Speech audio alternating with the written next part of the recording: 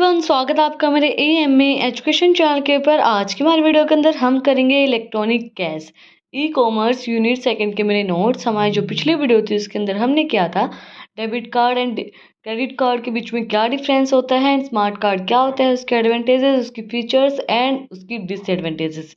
अगर आपने वो वीडियो नहीं देखी है तो उसका लिंक डिस्क्रिप्शन में है, आप जाके चेक कर सकते हैं। और अगर आप चैनल पे नए हैं तो सबसे पहले चैनल को जाके सब्सक्राइब करें, बेल आइकन प्रेस करें फॉर न्यू अपडेट्स। तो आज की वीडियो को स्टार्ट करते हैं। इलेक्ट्रॉनिक कैश होता क्या है? Electronic cash is a new concept in online payment system because it combines the computerized conventions with security and privacy. The improve paper cash. Paper cash को इम्प्रूव करने के लिए, पेपर कैश को कम करने के लिए इलेक्ट्रॉनिक कैश एक नया कॉन्सेप्ट लेके आया हुआ है, जिसके अंदर हम ऑनलाइन पेमेंट करते हैं, जिसको हम ऑनलाइन पेमेंट सिस्टम भी बोलते हैं, इलेक्ट्रॉनिक पेमेंट सिस्टम भी बोलते हैं। इलेक्ट्रॉनिक वे में जब हम पेमेंट करते हैं तो हमें पेपर कैश की ज़रूरत नहीं होती है। ई कैश का कॉन्सेप्ट क्या है हमारा? Consumer buy e cash from bank. Consumer buy कर सकता है ई कैश को बैंक से। Bank stand e cash bytes to consumers. Consumer stands e cash to merchants and merchant checks with bank that e cash is valid. Merchant क्या करता है? Check करता है कि जो ई कैश है वो वैलिड है या नहीं है। Parties complete transactions for an example. Merchant present e-cash to issuing bank to deposit funds, goods and services are declared. Example इसका क्या है? मर्चेंट क्या करते हैं? प्रेजेंट ई कैश को इशू करवाते हैं बैंक से डिपॉजिट करके एंड गुड्स एंड सर्विसेज के लिए जो उनको डिक्लेयर की गई हैं। Issue of digital cash, bank issue करता है digital cash person A to person B. Send करेगा पर्सन ए कि send digital cash and person B ask for payment. इसकी वर्किंग किस टाइप से होगी? Working of e cash, first हमारा phase है ऑब्टेनिंग ई कैश।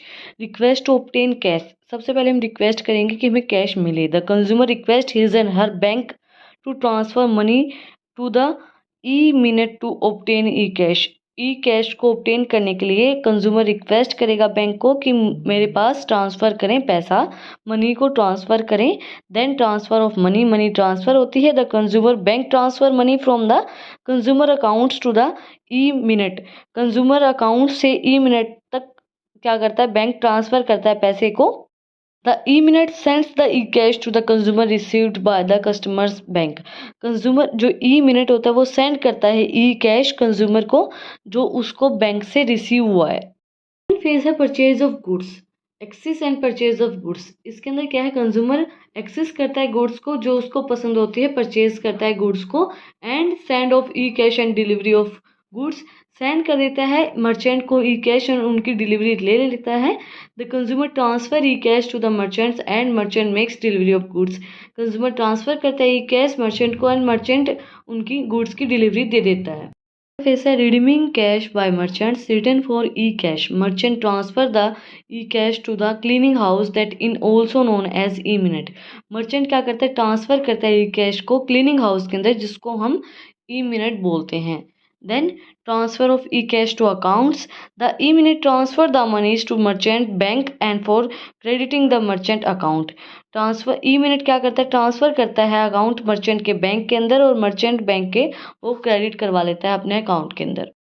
वर्किंग को हम और भी अच्छे से समझते हैं। कंज्यूमर ब्राउज़र सबसे पहले क्या करेंगे? रिक्वेस्ट करेंगे ऑब्टेन करने के लिए कैश कि पहले हमें कैश दीजिए। किसको? कस्टमर के बैंक को। कस्टमर का बैंक क्या करेगा? ट्रांसफ़र करेगा मनी क्लियरिंग हाउस को। क्लियरिंग हाउस क्या करेगा? सेंड करेगा ई कैश किसको? कंज्यूमर को। कंज्यूमर क्या करेगा? एक्सेस करेगा, परचेज करेगा गुड्स को। देन सेंड करेंगे e cash and delivery of goods. Merchant को सेंड करेंगे वो e cash and delivery of goods लेंगे।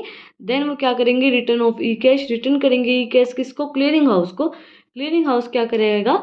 ट्रांसफ़र करेगा ई कैश को किसके अकाउंट के अंदर? मर्चेंट बैंक के अकाउंट के अंदर। एडवांटेजेस हैं इसकी। More efficiently meaning slower price, कम प्राइस होता है। एफिशिएंट होता है। लोअर ट्रांजैक्शन कॉस्ट, ट्रांजैक्शन की कॉस्ट बहुत कम लगती है। Anybody can use it unlike credit card and does not require special ऑथराइजेशंस।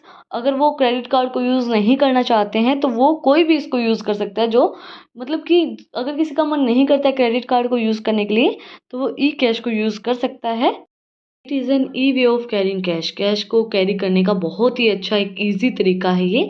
It enables consumer to purchase goods over internet. ये कंज्यूमर को वो फैसिलिटी प्रोवाइड करवाता है कि आप इंटरनेट के थ्रू अपने गुड्स को परचेज कर सकते हो। किसी चीज़ की अच्छाइयाँ होती है तो बुराइयाँ होती ही होती हैं। भाई बुराइयाँ इसकी क्या है, टेक्स्ट ट्रेल्स होता है, नोट एक्सटेंस लाइक रेगुलर जो हमारा कैश होता है उसका हमें नहीं पता चलता है। मनी लॉन्ड्रीज हो सकती हैं इसके अंदर, एंड स्पेक्ट्रेबली टू फॉरगरी इसके अंदर हो सकती है। सॉरी इसकी प्रोनाउंसिएशन गलत हो गई, इसकी प्रोनाउंसिएशन होती है फोर्जरी। फोर्जरी का मतलब होता है जालसाजी। जालसाजी हो सकती है इसके अंदर ई कैश के अंदर।